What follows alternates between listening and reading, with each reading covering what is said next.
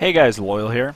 Today I'm making sort of a sequel, an updated version of my previous How to Be a CSGO Aiming God, or the real way to be a CSGO Aiming God video.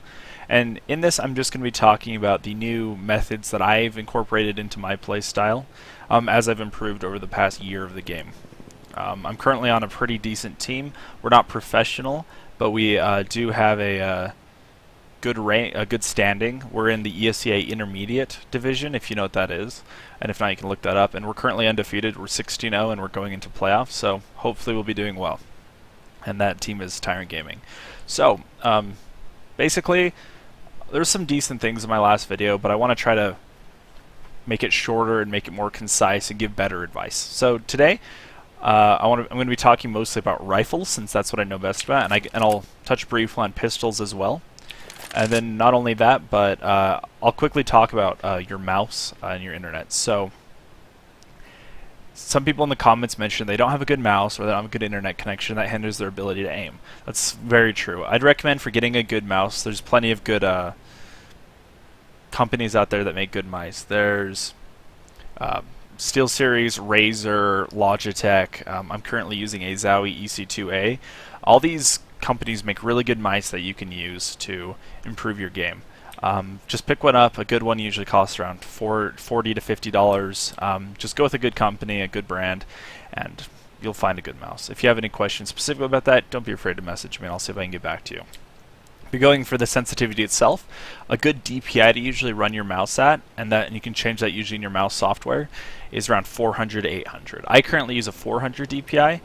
And for in-game sensitivity, low tends to be pretty good. Don't go too low, of course. Don't be ridiculous. I currently use a 2 in-game, a 400 DPI, and a 2 in-game. And if you multiply those together, so your DPI by your in-game sensitivity, you'll get what your true sensitivity is, and mine's around 800. So I use an 800 sensitivity.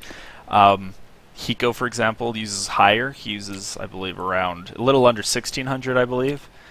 He uses a 400 DPI 3.5, I think, in-game, something like that. So anything around that range is really good. It's a good starting place to start off at. Okay. And of course, good internet. Can't really help it if you have a bad one. Believe me, I understand. I'm currently not at the best internet connection myself, but there's still things you can do to take steps forward to improve. So the rest of this is going to be all in-game. So the three real things that you want to focus on with your aim, well, let's start here actually. So if you look at any professional sport, and I know Counter-Strike's not a sport, but the way you train is similar. Any real sport like baseball or football, they don't just play games of baseball and football over and over and over in order to improve certain things. What they really do is they specialize and compartmentalize their practice. So if you're a baseball player and you want to improve your hitting average, you want to improve how often you hit the ball and how far you hit it, what are you going to do? You're going to practice hitting balls all day with your bat. You're going to practice getting them pitched to you and you hitting them. You'll use a pitching machine, anything like that. It's the same thing in Counter-Strike. You can improve, obviously, if you play pugs in matchmaking all day. You're going to get better. But it's really good if you try to find out the specific things that you're lacking in your game and try to focus specifically on those things to improve. So focusing on aiming, there's three real things I think people can use to improve their rifle aim, and this applies to ops as well. And those three things for just raw aim are your crosshair placement. And crosshair placement it's really simple. So the idea is putting your crosshair where you think the enemy's head is going to be before you actually see them. That way, when you do see them, you don't have to like flick your crosshair to try to make that shot. It's a lot easier of a shot. You basically just have to click your mouse. So the way crosshair placement works is you want to keep your crosshair at head level at all times. And you want to peek where you think their head's going to be. So for example, if they're playing this blue bin, it'll be up here, and then you'll peek over to this corner where you think their head's going to be, and then you'll peek out here down to this pit, because a lot of people play that headshot angle, and then you'll like peek around. And so that way, if someone is playing this angle, like this headshot angle, and your crosshair's already going to be on them, and you can just tap, and it's going to make it easier. The second thing we're going to want to work on with our aim is our flicking ability, like our first shot flick accuracy. The way it basically works is, let's say we follow what I say, crosshair placement. You're putting where most people's heads are going to be. But you go to flick over here, and the guy's like in a really big off angle. I've seen this happen, where someone might be playing somewhere that seems stupid, but he's just trying to counter your crosshair placement. So let's say he's like standing up here. Where normally his head would be like down here, he's standing up here so that you have a harder shot to make. If he's standing up here, and you're entrying, and you see that, you're going to have to flick up and shoot his head. You're going to have to make a flick. And there's ways to improve that, but that's basically what a flick is. And then the third thing you really need to improve is your firing method. You need to choose the right firing method for the situation. If someone's really long ways away, let's say he's playing on this ramp box right here, oops, crouching, and you're over here, and you go to aim him, you don't want to just start spraying at him. That was a bad spray, but you get what I'm saying. You don't want to spray him because even if you're sort of accurate, and that's not the best spray, I haven't really warmed up, tapping's always going to be better in this situation at long range, because you can tap at his head, kind of move while you shoot. You can tap at his head and try to get that headshot. If it's at more of a medium range, let's say you kill him, you run up here, and someone's here at this box, you might want to burst him, which is just shooting like 3 to 5 bullets. That's because those first 10 bullets all are like basically a straight line. And so if you can shoot 3 or 4, your gun will reset its accuracy pretty quickly. And if he's trying to juke around the box, you can just shoot him and hopefully tag him up and kill him. And the third firing method is spraying.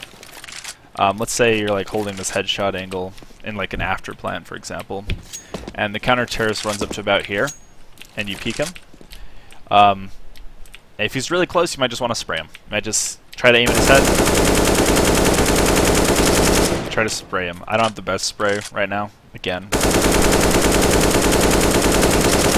you want to try to spray them. So let's talk about the different firing methods. Oh, and this applies to pistols too. So if you're at long range, obviously you don't want to tap. You don't want to just spray him. Your bullets are going to go everywhere. But if you like just tap a few bullets, it allows you to, 1, your bullets are going to be more accurate, and 2, you'll be able to kind of juke his bullets and make it harder for him to hit you back. But if he's close range, let's say you run up the ramp and there's someone just like right here, it is more random, but because you're up close, the randomness matters less, and you can basically just spray their head, especially with something like a Glock. Okay, so improving crosshair placement is actually really hard to do. It's something that takes a lot of work. I don't think about it personally too much myself. That's because it's kind of second nature to me. But the one thing you really want to work on at first is keeping your crosshair head level at all times. I mean, if you notice me run around in the game, I'm not really staring at the floor, I'm not really looking at the sky, I'm basically running like head level, and that's just because I'm used to it. This is what I've been doing for years. And so you want to work on that. You're going to want to make a mental note of that whenever you're playing the game, whether it be your death matching, whether it be your matchmaking, whether you're just playing a retake server, anything like that. You're going to want to focus on keeping your crosshair head level. Obviously, there'll be some differences. As I mentioned, you're going to want to aim a little higher, a little lower here. You're going to want to aim a little higher if you think they're going to be playing on these bricks at like this angle. But for the most part, head level's where you want to be. Just try to make a mental note of where you think their head's going to be, and just follow that with your crosshair. Make it easier for yourself. Something you can do, and I've done this, is you might want to look at demos of pro players or videos of pro players, especially entry fraggers who are entering a bomb site. Watch where their crosshair is, and you can get an idea of a good method to get into, a good flow to get into. If they're peeking up here and then flying over here, it's all going to be really helpful to you. And watch your own demos as well. And this applies to everything in Counter-Strike. Watching yourself play, you're going to be the harshest critic on yourself. You're going to notice every little mistake you make if you're paying attention, and that's really good. And it can be painful and it can be boring, but it really is the best way to improve, is to watch your own demos. So watch your demos. Be critical of where your crosshair placement is, and just as you're playing, make a mental note of it. Make a mental note. Just always be thinking, my crosshair should be here or here, and eventually it'll just become second nature, but it's going to take some work. And that's why it's called the real way to become a CSGO aiming god. It's a little clickbaity, I'm not going to lie, but it's because it really just takes work. The second step, you're flicking. That's where your deathmatch is going to come into play. You're going to want to join a deathmatch server, or there's some really great custom maps out there that you can download and play. I recommend Aimbots is really good. It's basically you just sit here and bots run around back and forth. There's a bunch of settings you can run. You just try to headshot them, and that'll improve your flicking. Another good map is, I believe it's called aim_training. I'll link it in the description, whatever it is. And you set the settings up, and then there's just dots that appear on a wall, and you flick to them. And both of those are really good methods to train your flick aim. I think your flick aim is one of those things that you're going to get a lot of practice from if you don't play the game itself, but you actually deathmatch. I think it'll improve a lot if you do that. Just try to get in a good habit, try to flick them. You're going to need to make flick shots. The crosshair placement should help you make less of them, but there'll be a lot of times where you have to. Maybe someone jumps around a corner, you don't expect it, so you have to like flick them. Stuff like that. And then third, your firing method. That's something you're just going to have to note yourself. If you see someone's long range, just say, okay, I'm going to tap this person. And it requires a lot of discipline. Even I get into the habit sometimes when I peek someone long range, I think I can just spray them, so I'll just try to spray them. And sometimes it'll work out, but a lot of times it won't. It's just something you have to watch your own demo with, notice if you're doing it wrong, and try to fix that. And I mean, really you just have to train. I mean, it is a clickbaity title, obviously, but the real way to get better at this game is to just practice, put in the work, and get into a routine. A really good routine that I've been doing is I've been trying to deathmatch or use some sort of aim practice for about 2 hours before my actual team practice.